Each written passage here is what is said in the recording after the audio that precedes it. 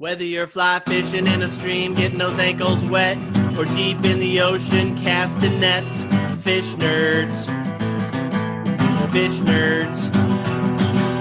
Fish nerds. It's a podcast. It's a podcast. Hello and welcome to the Fish Nerds, the show about fish, fishing, and eating fish. I'm Clay Groves, Chief Executive Fish Nerd, licensed fishing guide, and your best friend. And I couldn't be more happy to be here. And I'm really excited tonight because we are joined by our old friend, Fish Guy Josh, who we haven't heard from in a long time. We thought he was dead, but he's back. Josh, how are you? Hello. I am doing pretty darn good despite everything going on in the world. I know the whole world's crazy, but you're still with us, and we're happy to have you. For people who don't know, Fish Guy Josh, you used to be in California, and you were part of the F&W West. Longtime listeners will remember you from the F&W West, which is the band broke up, and we used to produce segments for us with the amazing James before you killed him. And then now you're living where? I'm still in California. You're still in. You threw James out, though. Stayed around. Yeah. And after that, they probably heard me do maybe Fish Guy Follows or Fish of the Day with Doc Martin or Fish Guy Meets Fish Guy interviews. Yeah, exactly. I mean, by the way, we really missed the Fish of the Day segment. That was great. But we got Fish Guy Follows, which we'll be doing tonight, and that's where you tell people where they can who they can follow on Instagram or the Twitters or the Facebooks. And are you doing Parler yet? Just starting it, yeah. Yeah, you go there if you want to follow like right-wing conspiracies. That's a good place to be. Are there like fishy right-wing conspiracies over there? There's, it's still pretty new. So sort of the extension of like kind of just normal content is growing, but still needs to get there. So like some fishing and hunting stuff's getting on there now. Trying to push like more of a general, making it a general social media platform. Yeah, that makes it more fun. I signed up, but I went there once and I ran away because I was going down conspiracy theory rabbit holes and I had to get out. Yeah, it's definitely still in the early stages of general content. Well, we'll see how it does. Yeah. We'll see how it goes. So today on the podcast, you're here. We're going to talk about where you've been, some stuff that's been happening. We're going to talk about early ice fishing. What do you do early season for ice fishing? We're going to remind people about the Fish Nerds Book Club coming up. We're going to do a Fish Guy Follows. We're going to do some news and see where this ride takes us. So we'll start with you. Fish Guy Josh, where have you been? We missed you. Where have I been? Well, I haven't really left, but I've definitely been busy. I had a knee injury, pre-COVID surgery. Congratulations. Took a while. I made a brief comeback, but that was before the birth of my wife and I's first kid. Fish Guy Jr.? Fish Guy Jr. Yeah. And that's been a ride in and amongst itself. Well, I mean, yeah, because as a parent, I get it. And that takes up all your time, especially when they're little. Yeah, definitely. So that took up a lot of my free time.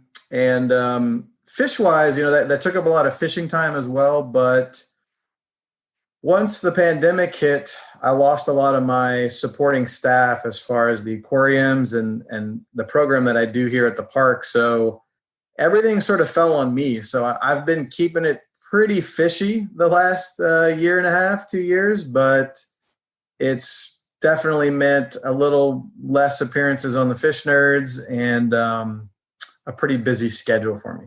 Yeah. And you're okay with coronavirus? Have you had it yet? I have not. Well, congratulations. I'm glad to hear that. I'm actually getting a test on Friday. I was exposed 2 days ago. So, okay. Yep. And they told me I can't test till Friday, so I have to wait. It was my tenant. I was over there. I'm thinking about selling one of my houses. And I was over there showing a reel to the place. And the tenant came out of her bedroom, said hi, and walked past me. And the next day, she called me up and said, "Oh, by the way, I had COVID." I'm like, oh. So hopefully I didn't get it. It was brief interaction and I was wearing a mask. So hopefully we're okay. It was like 15 seconds of interaction. Yeah.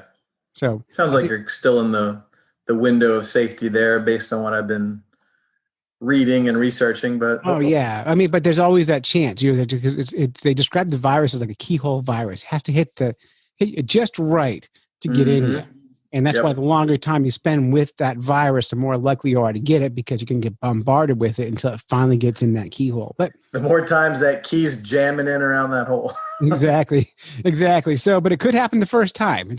I know people who've been extremely careful, have barely left the house, and then that one time they went out, they got it. So it happens. So hopefully I'll be okay.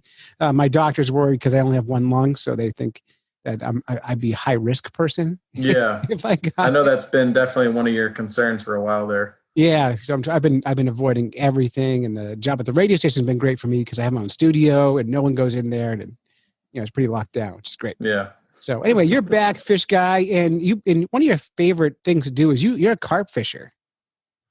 Yes. Yeah, I want to talk about. It's not in my notes, but I want to talk about carp fishing because if you look at all the catalogs for carp fishing, it looks more like carp camping. People have these tents they put up and timers and buzzers and all this stuff. And my experience with carp fishing is I don't do any of that. I go down, I put a piece of dough on a hook, I throw it in the water, catch a carp, I go home. What is your carp fishing like? So I definitely lean toward the route of, the overnight camping, a lot of the stuff you're seeing in the catalogs. And it didn't start that way, but that's kind of what it's evolved to for me. And the big difference is that's a focus on what they call specimen carp fishing. Okay. What's that mean? So the idea there is the camping and the buzzers and the long-term sessions are all focused on not a lot of fish, but big fish. Oh, so you're waiting for the quality fish. So this is that's more the approach of going for the trophy carp, trying to scout out. And there's a lot too. There's a lot of pre-scouting, depending on your state, pre-baiting, chumming. Basically trying to ambush those trophy carp versus, quantity. It's quality over quantity. And I, every now and then I do have a few setups where I'll go, there's a pond that's really good for surface fishing, which is really fun for carp because it's just a hook, a line, and some bread. And, that's when you get into the pretty large number of fish caught. And those are really fun days too. But sometimes it's kind of a challenge. It's like a problem solving type of fishing to do these trophy carp fishing. Well, give me an example of the setup you'd use for a trophy carp. Well, typically you're doing overnights or long sessions. But when you do overnights, they set up what's called bivvies. In the U.S., we would just call them tents. But over there, there's usually fancy lads. Yeah, because it's from Europe, they're centered around a lot of bad weather. So they're low to the ground, waterproof, but also made to pick up and move if you need to change spots. They use buzzers, which are basically fish alarms. Right, I've seen those. I've used those. Yeah, so I've never had one go off. Some of the buzzers that we see here in the States are a little more low tech. And these are usually placed on things they call rod pods, which is it's a rod stand, and it's made to lower your rod and reel so that it's parallel to the water surface rather than sticking up. And you usually set up your multiple rods and you set up the buzzers. You leave it on essentially what's a free spool setting or a bait runner setting, and you kind of sit back and wait for the carp to come to your bait. And then occasionally, you're rebaiting, stuff like that. I use boilies, which are boiled or steamed dough balls specific for carp. But depending on the water you're in, sometimes you can use particles like corn or what they call tiger nuts, things like that. Yep. So it's a lot of bait, a lot of different massive bait piles or bait particles, and a lot of sitting and waiting. It's essentially like fish camping. Yeah, well, I'd be game for that. We use for our fish alarms before I got to use an electronic one, is we would set everything up, but we'd take two Y-shaped sticks, put them in the mud, lay the rod across that with an open bail, dough ball on the hook, no weight of any kind. And we would take an old beer can we found on the shoreline, fill it with rocks. We'd hook that on the line.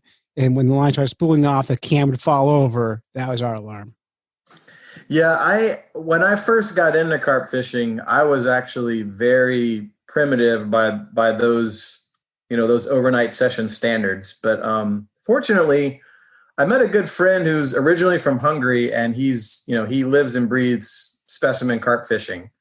And so what was fun for me was, rather than just drop a bunch of money on gear, I got to go out with him for a session, and then I'd see the different toys, see what worked, see what didn't work, see what I thought I might find helpful to me.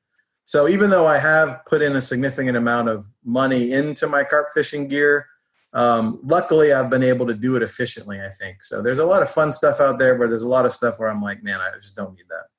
That's perfect. Well, I haven't caught a carp in a few years, and I'm anxious to get down and get one. I heard a few years ago in Massachusetts, somebody caught a state record carp while ice fishing.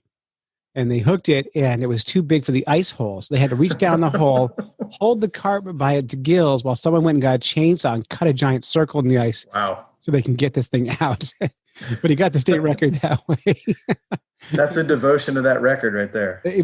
People love trophy fishing, and we're going to talk about that in the news in a little bit. But people really get into it. I'm not a huge trophy person, but people love it.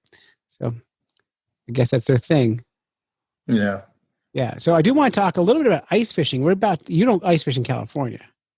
I have never ice fished in my entire life. Most of my ice fishing knowledge comes from listening to the Fish Nerds podcast. Well, I'm sorry.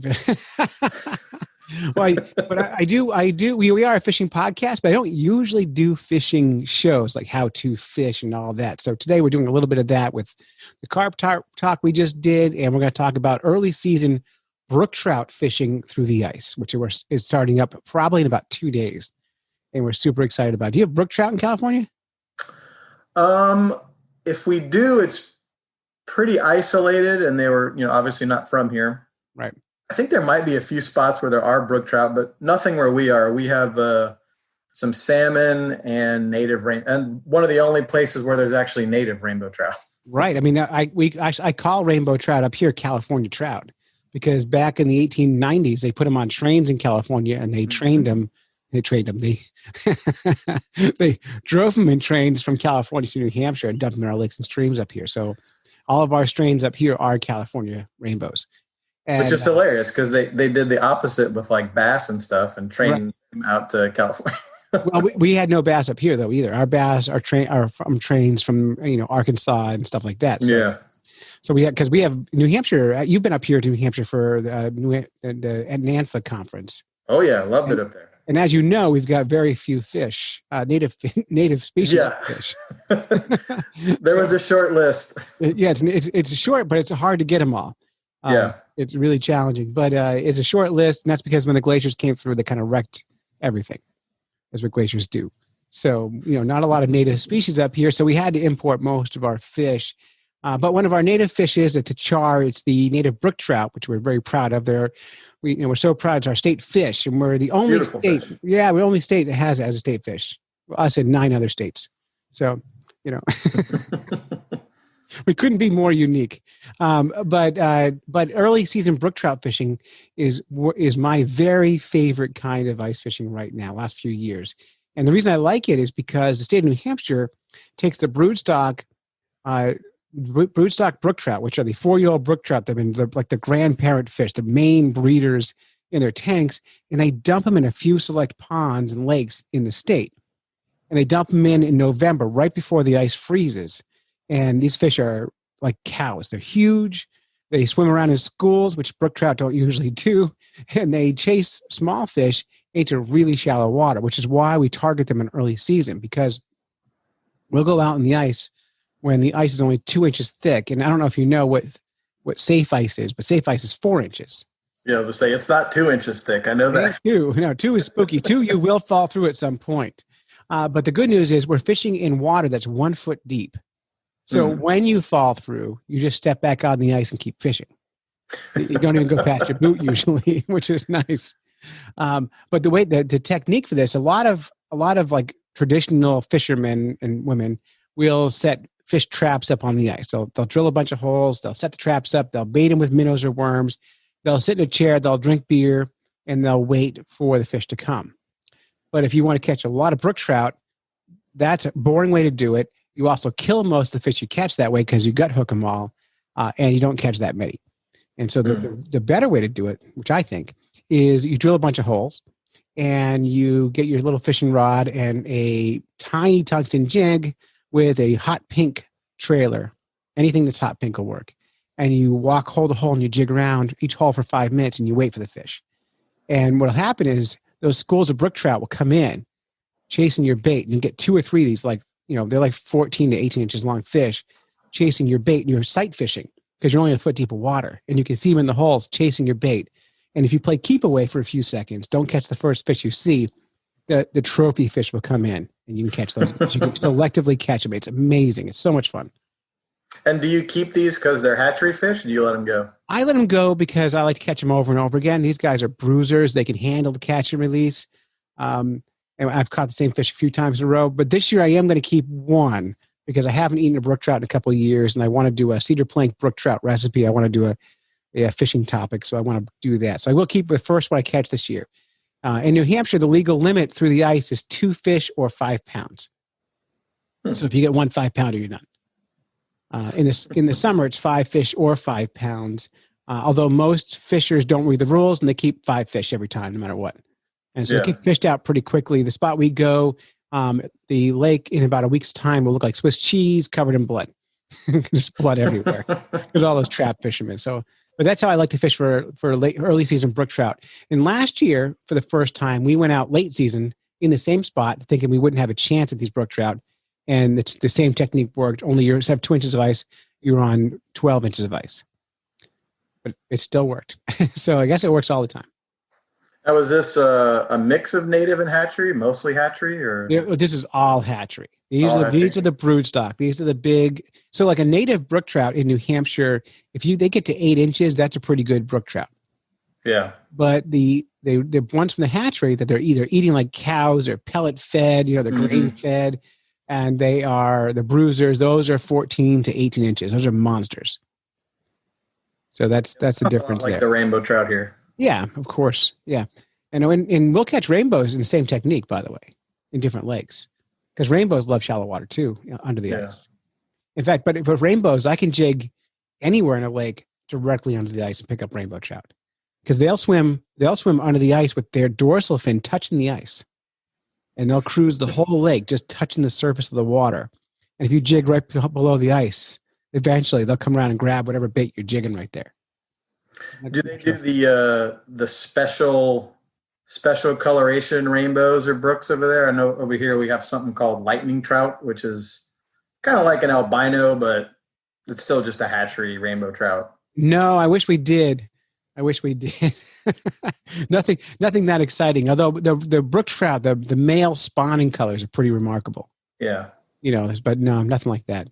Ours are kind of silly, but I like having them in our mobile aquarium. They do look really cool. I will admit they are striking, but it's still just a big dumb hatchery rainbow trout. Yeah, and I'm happy to catch them. So, yeah, a lot of fun. Anyway, so that's my early season thing. And you put some notes up on here, and you said you read that ice fishermen are the majority of fishing injuries. Yeah, it was funny when I saw that was what you were discussing today. I just happened to get a new issue of In Fisherman that I get here at work. It's one of the last few fishing magazines still. It's a good magazine. Yeah. And it came in and I was just flipping through it, reading your show notes. And then I looked down and it was an article about how, I think it said something like 80% of reported fishing injuries are from ice fishermen. I believe it. Did it describe the injuries?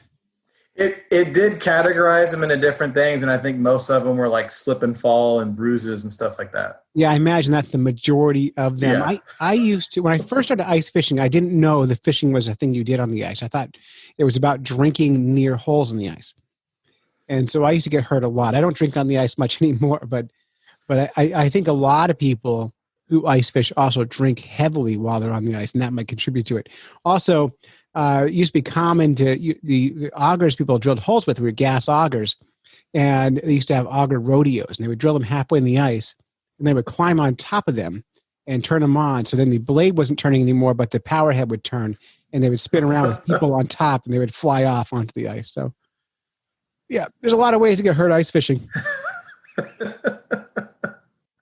Those are all loose definitions of fishing at that point. Yeah, fishing is a loose word. I wouldn't. The actual auger riding is more like it sounds. Well, again, the people who are doing that are not fishing with fishing rods; they're fishing with traps, which means they're not catching fish. They're hanging around and waiting for fish. So it's a different game. I mean, they're catching fish, but it's not as active. So it requires a lot more stuff to keep you occupied. Exactly. All right, so that's my ice fishing show. See, I did it. I did fishing tips segment. I don't usually, I almost never do that. I'm pretty happy with myself. All right. I want to remind listeners that we are doing the book club this month for December. It's The Feather Thief. So if you haven't got your copy yet, get on it. We're going to be probably discussing that the first week of January, The Feather Thief. Have you read that, Josh? I have not read that one. No, it's about, I haven't read it yet. I'm started it now, but it's, if you like taxonomy and you like Darwin, you're going to love this book. So it's about a guy who stole feathers from museums from rare or extinct birds to sell in the black market. And anyway, I haven't got that far, so I think that's what it's about. But so far, the beginning of the book's all about Charles Darwin and other explorers who are collecting birds and how that worked. So it's building me up to this. So far, so good. So we'll be discussing Sounds that. Interesting. Yeah, it should be a lot of fun. All right, we're going to jump into Fish Guy Follows right now. Everybody wants to know, know what? Everybody's got to know what? But Fish Guy follows. Welcome, fellow fish nerds, to the latest edition of Fish Guy Follows. With me, your host, Fish Guy Josh, where we take a look at some of the fishiest things in social media, including Instagram, Facebook, Twitter, YouTube, you name it, we cover it. So hang on tight while the rest of this song rocks your face off, and then sit back and relax. It's time for Fish Guy Follows. Greetings, fellow fish nerds. Fish Guy Josh here, back with another edition of Fish Guy Follows. And today is a really cool follow for me because it's someone that I not only think has a really good social media presence, but also is legitimately a good friend of mine in real life. So today we're following my good buddy, Ron Ratliff, particularly on Instagram. Now, Ron's channel currently is titled Ron Ratliff's Marsh Dawn, based on his charter company. So that's Ron Ratliff's, all one word, RONRATLIFFS _Marsh Dawn, MARSHDAWN. Ron does a lot of posts, so this is a follow that's going to stay pretty active in your feed, and you're not going to be disappointed because Ron's got some spectacular photos he's always posting on here. Ron basically is a Louisiana native and professional fly fishing guide who takes clients out on the marshes of southern Louisiana where I grew up. It's particularly cool to see his feed because I've known Ron since high school, and it's been great to see his journey to becoming a successful fly fishing guide in his home waters. He's a really great guy. He's the king of sarcasm. So you're not only going to get spectacular photos, but you're going to get some really funny comments as well. He's also very conservation conscious. So you're going to get a lot of photos based on that, and a lot of photos based on catch and release and being a smart angler and being a responsible angler, which is always good to see on any feed. And more importantly, you're going to get some really great shots. Ron does a lot of redfish, sheephead, and black drum out on the marsh. And he's a pretty good photographer. He takes some great photos of of him and his clients. He also goes over some of his cool flies that he's using and some really great just overall landscape shots out on the marsh. You can also follow Ron on some other social media platforms like Facebook and now on Parler. And on Facebook, he actually has some really cool how to tie a fly videos as well. So kind of a bonus follow there is to check out Ron on both Instagram, but Facebook as well.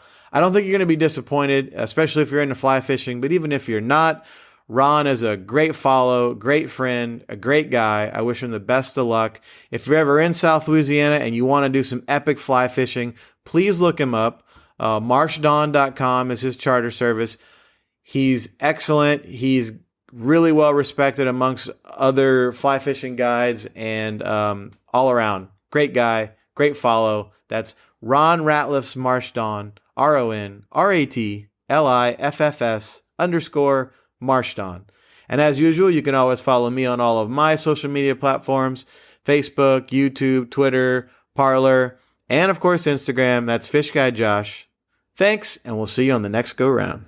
All right, that was Fish Guy Follows. Thank you, Fish Guy Josh, for teaching us all about Captain Ratliff. Love that guy. Yeah, you do. And question about though, like, so you this segment is something you came up with on your own because you're a big Instagram guy. What's your Instagram? Like my account? Yeah. Fish Guy Josh. What's your password? I'm just kidding. but you love Instagram. You love sharing photos. A lot of carp pictures on yours on that. What made you come up with doing this segment? Because I would never have thought of it. To me, it just seems like, who cares? You know, I had put a lot of effort into, like, if you kind of look at my online personas, it's not really me, Josh. It's Fish Guy Josh. It's right. Sort of it's a character. Right. And that kind of piggybacked on to just the growing participation in the Fish Nerd. So it kind of just became a thing I was into. And in the process of doing that, I started networking with a lot of people that were fish related. And at the time when I started making the segment up, you know, Amazing James and I weren't doing much together audio wise anymore. So I was trying to come up with my own stuff. And I had. Now, would you describe the Amazing James as a slacker? He's got a lot of things on his plate. Let's put it that way. Yeah, you're done. Now, did you write the music? That's actually my favorite part. Is I think part of the reason I came up with the different segments I like to do partially is because my friend Jan back in Louisiana, where I'm from, is a musician with a recording studio, and he loves just writing music. And I had come up with the Fish Guy Meets Fish Guy tune, and he and I recorded it together. And then he and I kind of came up with the Fish of the Day song and this song. This one is the only one that I'm not singing on. In that one, some other friends of mine, they were in a punk rock group, wanted to do the song. What's the group's name? The Morons. Of course. And so they were really into it after they heard the first two. Mm-hmm. And so my buddy Jan and I wrote the song, the first two, and then he and I kind of came up with the concept of the Fish Guy Follow song, and the Morons put it to music. And that part's really fun. I love, that's like one of my favorite things was actually writing the music for those three segments that I do. That's good. I wrote the lyrics for Fish in the News. Yeah. I think of the three, I think the one I'm most proud of lyrically is the Fish of the Day segment with Doc Martin, because it has the most lyrics in it. Yeah, but it's really good, and I miss it. And it's funny because I've been wanting to do Fish of the Day on my own because you and Doc are so busy, but the music has Doc Martin's name in it. So can I use it anyway? I guess I could. You could always use it anyway, but I'm going to get in touch with Doc. I'm going to see if we can. We already have a fish lined up, and it fell through a few times, so maybe we can get one going. Thank our listeners, our Patreon supporters. One of the reasons the show, actually the only reason I can afford to make the show is because people give us money. Go to patreon.com/fishnerds and give us a few bucks. We're asking for about $5 a month to be part of the show. Every month I'm doing a drawing too. I'm doing next week. I'll be doing the drawing for this month, and I'll be giving away a brand new Fish Nerds trucker style cap, as well as an old fishing book I've got on my desk that I want to get rid of. So that's what you'll get by giving $5. And everyone who gives us anything at Patreon will get an email within the month with some ringtones. You get the Fish in the News ringtone, or you get the fishy theme ringtone. And I might add in a couple others too. I might turn your Fish Guy Follows into a ringtone, and maybe Lure Love or fishy, sexy music or something like that. So you can always add more. And I'm getting good at making ringtones. So it's just fun. Nice. Yeah. So patreon.com/fishnerds. And it keeps this show going. We really appreciate it. We have 2 donors giving us $25 a month. And if you do that, I'll say your business name on the air. So one of the donors is Josh Lopes. And you can go to lopestax.com if you want to thank him for a donation. And my friend Beth Met, who does not have a business, gives us $25 a month. But if you say her name in the mirror in the dark 5 times after midnight, she will haunt you. So you can get that. Beth Met, thank you so much for that donation. We appreciate it. And I got one more promo to run because we are joining a network. We're going to be a network show. So I'm going to play that promo. Okay. Hey, everyone. I love podcasts. Who's got recommendations and send? That was quick. Do you like comedy? What about movies? Pop culture? Yeah. Do you like animals? What about science? Well, Do yeah. you dig plants? What about writing, snacks, rambling, and rant? Well, Filmmaking, improv, and interviews, Canadians, Australians, boating forecasts and super views, ladies, gentlemen, cretins, or comic books, script reads, bad TV, heads that should, perfectly baked packages popping up, podcasts pointing people to discover other podcasts. yes. Fantastic. Check out the Podfix Network. Podfixnetwork.com. At Podfix on Twitter.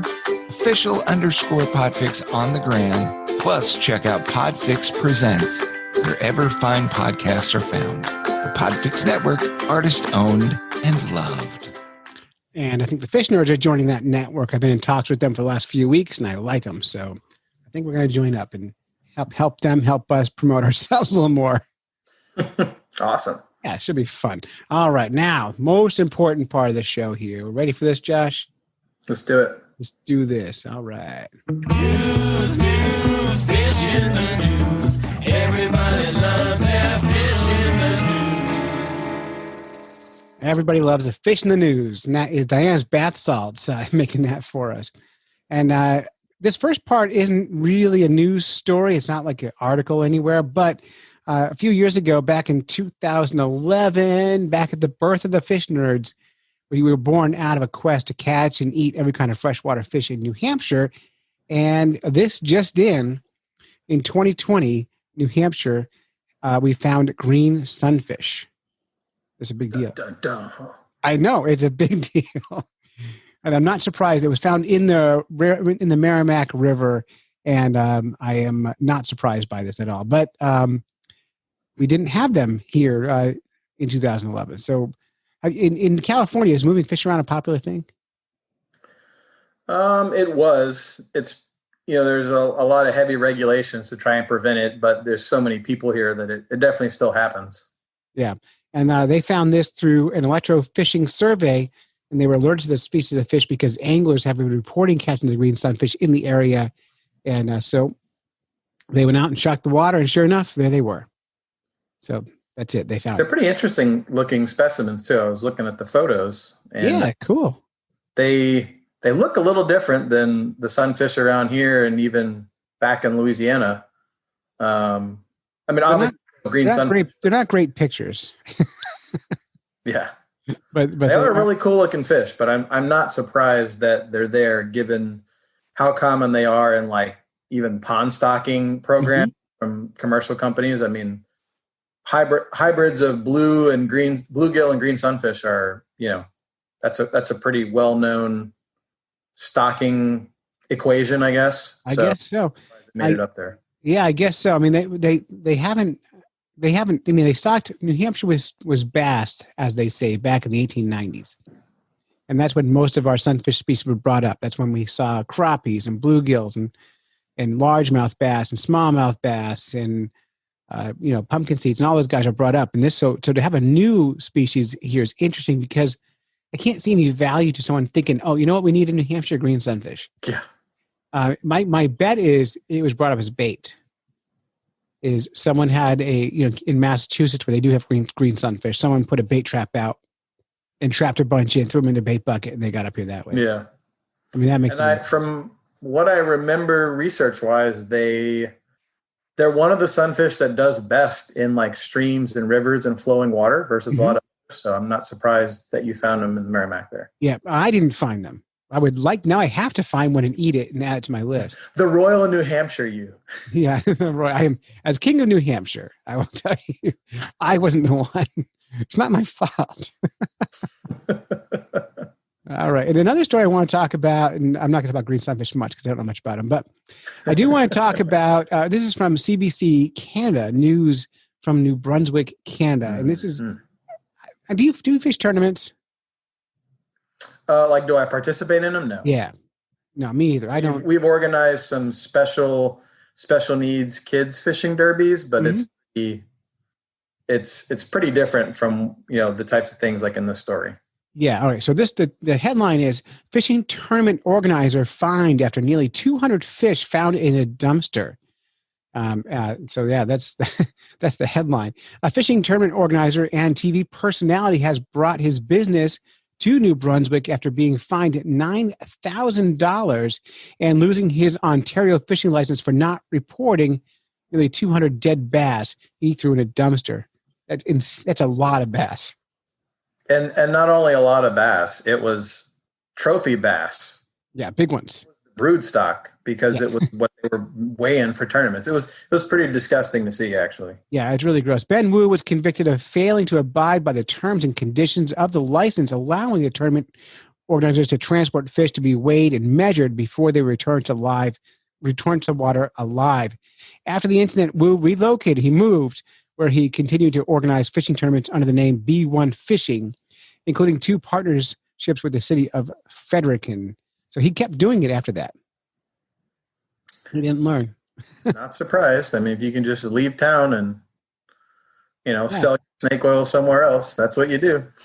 Yeah, and it's interestingly, so these are bass tournaments, and normally the way bass tournaments work, and bass guys like to keep their bass alive. They want to catch them over and over again. And normally the way that works is they put all the bass in the live well, they bring them in to weigh them in, and they drop them back. They're supposed to bring them back to the spot where they caught them. Mm-hmm. But in this case, they were keeping them all in a big tank, and in the tank they were kept, they died in the tank. Yeah, that was the part that was frustrating, was that he probably didn't mean for this to happen. It's sad. He kind of tried to cover it up, according to the article, and they were sort of hiding in the dead fish in the bushes and things like that. But it's sad that the key problem here was he may be a good fisherman, but he's not a good aquarist. And there's some pretty easy steps that he could have taken, even as more of a fisherman who's not into keeping fish alive, that he just did not. And that was pretty frustrating to hear. Yeah. Now they according to both Tufts and Bourne, which are 2 biologists, the fish died as a result of a lack of oxygen and inadequate water temperatures in the holding tank they were being placed into being weighed. So they were put in a big tank of hot water. Yeah. And fish don't do well with that. Now, I don't fish tournaments usually. I do participate in a veterans bass tournament called the New England's Paralyzed Veterans Association, NEPVA, maybe once every couple of years, where I'll drive the boat and let people catch bass, and they're all released alive. But in New Hampshire, the big tournaments are all catch and kill tournaments, and most big ice fishing tournaments are catch and kill tournaments. And I don't think any of those are good ideas. I mean, the idea that you're going to go out and collect all the biggest, most robust examples of the species, and then show them off and let them go, or show them off and kill them, I don't get it. It doesn't make sense in my brain at all. Yeah, the only catch and kill I find useful, or that I've seen that seems to have some kind of value, is like the ones where it's the big rallies to take out Asian carp and stuff like that. Yeah, well, I see that they do it in New Hampshire. They do it with rock bass. There's a big rock bass catch and kill tournament, but they just catch them and they kill them, and then they just throw them up, into fertilizer or whatever. And even that bothers me, because I'm like, why don't you have a giant fish fry, have a party and feed each other, learn that these fish are actual food items, not just, they're alive, you kill them, you must eat it anyway. So tournaments, I'm squishy on tournaments. I get the why you might want to win money for catching a fish. But what's funny? It's 2020, right? We have the technology now to catch and release a fish within a few minutes and measure and weigh it without killing it. Yeah. Like there's absolutely no reason to put a fish in a tank and drive it around a lake anymore. To me, I mean, like that to me is bizarre that we still are doing that. And even if you do, I mean, there's, like I said, there was a lot of easy steps that this guy missed that he could have done. I mean, because for my job, I collect fish in the wild and have to keep them alive, sometimes all day doing sampling and then back to the aquarium. And, temperatures for starters, I mean, he said, temperature was too high. It probably wasn't even necessarily warm. It just doesn't take much temperature rise to reduce the oxygen in the water. So, 4 or 5 degrees is a huge difference to a fish. Yeah, yeah. And if you're going to do fishing like that and hold these bass in a tank or even in your live well, I mean, ice, you need ice, but you also need dechlor because the ice has, it's frozen, so it's got chlorine in it. Mm-hmm. That'll kill the fish once it thaws. So it's not as simple as I'm going to tell you a funny side story. So a bunch of years ago, Dave Kellum and I used to work at the Amoskeag Fishways, which is a fish ladder in Manchester. And every year we do an event called Sea Lamprey Appreciation Day. We'd have live touch tank of sea lampreys. And in order to handle the lampreys, because it was a touch tank, you could hold these fish. But in order to hold them, you had to chill them down with ice. But we didn't want to chill them down with chlorinated ice. And the only place in the city of Manchester that had ice that didn't have chlorine in it was a local strip club.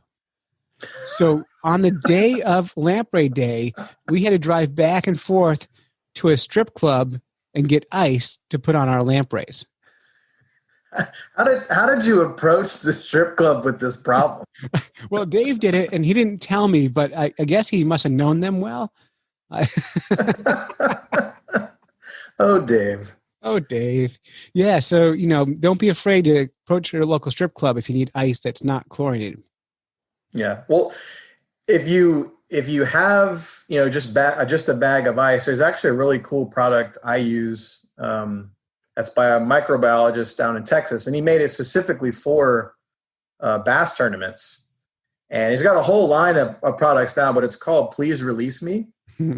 And it's basically an additive you put in the live well there's one aspect of it sort of calms the fish down, and then another one kind of replenishes the slime coat.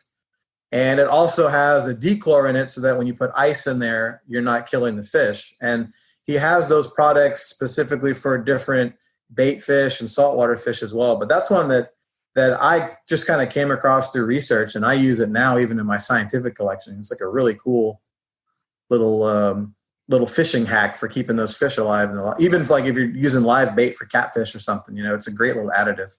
Oh yeah. Now, if you're using bait fish too, there's a product that I found in New Hampshire called Finer Shiner. It's by the same people. Is it the same people who make that? Yes, I think so. I think Finer Shiner might be by them too. It's probably the same kind of chemical. I could be off, but I know he's got, each product's got the fish that they're targeting's name in it. So perfect. As long as it rhymes, it's quality. Yeah. Yeah. Now I recall using David Kellum and I back in the day. Back in the day, we had a minnow tank with Finer Shiner in it, and we had gutted some minnows that we were going to eat, some common shiners. And after they were gutted and dead, we had their heart out and everything. We put them back in the bucket of Finer Shiner, and they kept swimming for minutes. Yep. So we decided not to eat those fish. Probably a good call. Yeah, probably smart. I have no idea what was in that zombie water, but it was definitely that. Now, anyway, it's 2020. I think it's time for somebody to come up with a fishing tournament that doesn't require moving fish around so much or killing fish. I think it's a bizarre thing to me. That's my point. Yeah. Look to the kayak fishermen. Yeah, because they do that, don't they? Yeah, I think a lot of the kayak tournaments, I've really gotten, I'll have to do a Fish Guy Follows, but I got into a guy, Kayak Catfish, and he does a lot of tournaments. And yeah, they don't weigh, they only measure, I think. Sure. You don't need to weigh a fish. Yeah. And I think also too, I was thinking about this, there's no talent in catching a trophy fish versus a small fish. In almost every case, it's that fish ate. And you just happen to be the one reeling it in. Yeah. So I don't give a lot of credit to fishers who catch giant fish all the time. Like, well, you're in the right place or you put the time in, but it's not, you can't control who bites your hook. Yeah. So, yeah, I've mixed. I mean, but that said, I like catching trophy-sized fish, so I get it. But even though with catching state records, like when Dave and I caught the state record channel catfish in New Hampshire, you catch this giant fish and you want credit for catching the biggest one anyone's ever seen, but the only way to get credit for it is to kill it, and it's so bizarre to me. Mm-hmm. That's the only way to get credit. You got to catch it, kill it, and weigh it in and get a biologist to check it out. And it's backwards. It seems so archaic. Mm-hmm. Yeah. So anyway, that is fish in the news. I'm not going to do this story because I'm out of time. So I'm going to hit this button.